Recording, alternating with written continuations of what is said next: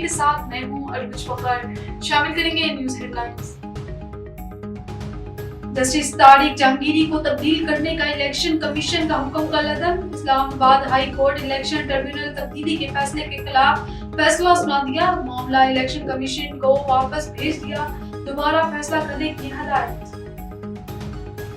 لبنان میں سائبر حملے تشویشناک، اسرائیلی جارحیت خطے کے لیے خطرناک قرار۔ پاکستان کا لبنان کی خود مختاری اور سلامتی کی حمایت کا اعلان۔ عالمی برادری اسرائیل کی دہشت گردی کا نوٹس لے۔ ترجمان دفتر خارجہ نے کہا مقبوضہ کشمیر میں نام نہاد انتخابات کا ڈرامہ مسترد، مسئلہ کشمیر اقوام متحدہ کی قراردادوں کے مطابق حل کیا جائے۔ ترجمان دفتر خارجہ بولی کشمیریوں کی ہر سطح پر حمایت جاری رکھی ہے۔ اسرائیل کے لبنان میں پھر الیکٹرانک دہشت گردی، پیجرز کے بعد واکی ٹاکیز، دیگر الیکٹرانک ڈیوائسز میں دھماکے۔ تازہ حملوں میں شہداء کی تعداد 20 ہو گئی، 450 سے زائد زخمی۔ بیروت میں نماز جنازہ کے دوران بھی دھماکے۔ اسرائیل کے 10,000 فوجی غزہ سے لبنان کی سرحد پر منتقل۔ حزب اللہ کے اسرائیلی فوجی تنصیبات پر جواب راکٹ حملے، 15 اسرائیلی فوجی زخمی، کئی مقامات پر آگ بھڑک اٹھی۔